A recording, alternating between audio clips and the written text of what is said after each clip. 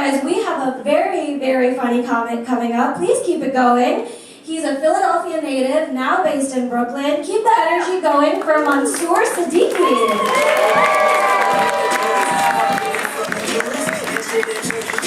What's going on, everybody? Hello, Punchline Philly. You guys having a good time? Today I'm having a great day. It's the first day that I just got over a cold. You know that day when you're like finally healthy again? It's like the first day of spring. I did consume like a criminal amount of NyQuil though, and I don't know, I'm worried I might have a problem. Is 2 bottles in 4 days, is that too much NyQuil? I don't know. It feels so good. You know what I'm talking about? That NyQuil sleep you get? Anyways, that's enough about NyQuil. How is everybody? My name is Mansoor. It's a Persian name originally, and it means conqueror. And when I was younger, I used to think that was pretty cool. It's like, hell yeah, I'm going to grow up, I'm going to conquer shit.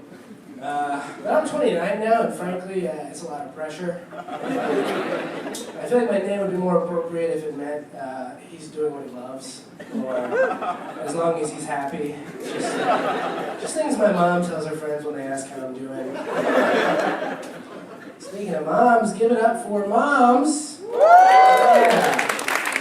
I'm a brown guy, also a mama's boy, also known as just any brown guy. I knew that joke would hit with this crowd. My parents are Muslim. Hold the applause. I grew up in the suburbs here outside of Philly, so I'm from Delco. You guys know Delco? Oh wow, you guys know Delco people. Yeah, we were the only brown people, the only Muslim people. It was all white people. Don't know where any of you guys were. You couldn't really help me out. I think in my earlier 20s, I dealt with a lot of that, leftover insecurities from that. I'm over that mostly now. But in my late 20s now, I do find myself getting jealous of other minorities, I think. Like, because we didn't have a lot of positive mainstream media examples growing up. But I get jealous of, like, South Koreans who are, like, killing it, you know? They have, like, K-pop, Parasite, kimchi. Everybody loves kimchi. Cool. It does taste good. But I don't know, when I was really young, we had like Apu from The Simpsons, and then immediately 9/11. And then sometime after that, we had Slumdog Millionaire, which was somehow worse for me than 9/11 was. Because the kind of people I grew up around, they saw that movie and they thought it was like a documentary about what my family was like back home. And they would come up to me like kind of earnestly. White people love the movie so much they gave it an Oscar, And they would come up, and I don't know if you remember, there's a scene in that movie where they're showing the Indian kid in the slums, and he takes a shit into a hole in the ground, and then jumps into said shithole. So that was great for me in middle school. But they would come up to me and they'd be like, "Oh, did you see it?" I'm like, "Yeah, I saw the movie." And they're like, is that what it's like for your family back home? And I'd be like, no. My family are very normal, very cool, very wealthy terrorists. They're terrorists. If those are my 2 options, then they're terrorists and they shit in real toilets. It's like if you were a white kid and you were growing up in India or Pakistan for some reason, and the only movie they had to know about your culture was 8 Mile. And the kids would come up to you and be like, "Do you really live in a trailer park with your mom? Everybody, Sheldon's going to rap for us." And you're like, "No, I grew up middle class. I only know Lincoln Park." That was a new part. I'm glad that worked. That's fun. Yeah, I don't know. It was hard. It was just. I just wanted to be like, I had to build my sex appeal from the ground up, in high school. No one was throwing me a bone in the media. I watched a lot of American TV and movies, and I thought maybe I just had to be a bad boy. Maybe that would work for me. This guy's already smiling. I've only been up here for 4 minutes. You don't have to laugh when I say I was trying to be a bad boy in middle school, man. That hurts my feelings. I didn't say punchline yet.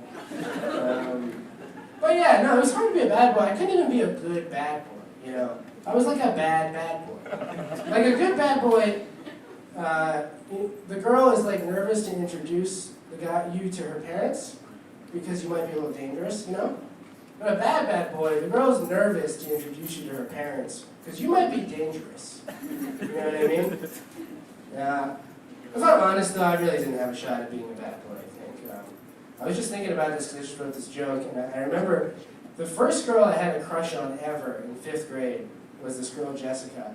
And she was probably the hottest girl in the school at the time, for me, for 5th grade me. She was the hottest 5th grade girl. Not now. She's not the hottest girl, but at the time for me and for her.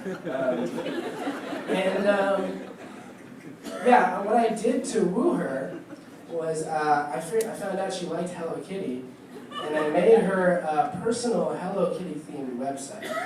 Is what I did. And she never spoke to me again. Yeah, if I'm honest, I don't think I was ever going to be a bad boy. That's okay. I think growing up is just admitting that you're a good boy, and that's all right. I do work in tech now, too.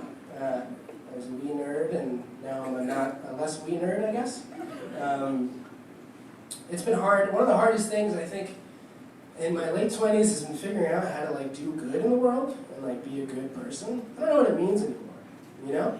I work for a lot of tech companies and they say that we're doing good in the world, and you get there and it's just bullshit that they told you to get you to work for them. But I thought I found something good. I started working for a new company recently and they made cancer drugs, right? So I was like, cool, how could this go wrong?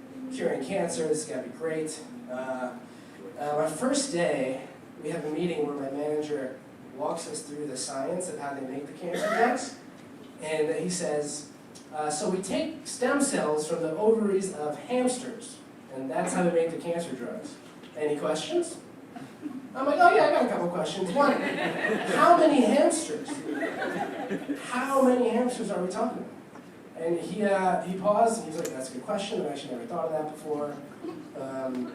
And there was about 30 seconds of silence where we all had to come up with a number, a number of hamsters per one person's cancer cure that we were personally, morally okay with.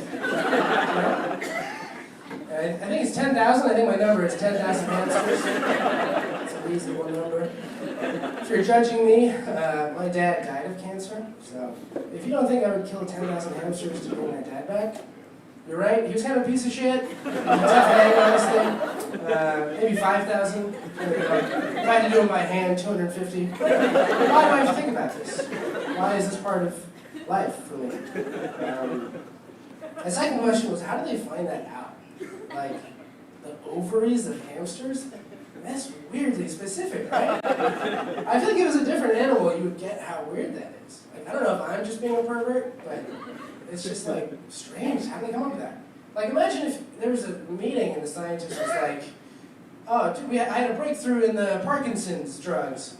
And he's like, Jeremy, what did you find out? He's like, I have a pet monkey. My pet monkey at home. Don't ask how, but I got stem cells from his balls. And he's like, Jeremy, what the hell? We told you not to talk about this at work. And he's like, no, we rubbed them all over Parkinson's patients and now they're cured. He's like, damn it, get back there and jerk off this monkey. And I used to go home and he's like, don't look at me like that, Mr. Monkey. We're saving lives. I was nervous to do that joke because my sister's here, but I think they're fine. I think they're okay. I'm not going to make eye contact with them for the rest of the My third question, though, was why did he tell me about the hamsters? I write JavaScript. I don't even know. I don't want to know any more information. I'm done on information. I think we thought that like more information would make us more like empowered. I think it just makes us enjoy life less, to be honest. Stop telling me things in general. Like don't tell me who Chick-fil-A donates to anymore. That chicken is so good, they could stab me and I would say thank you.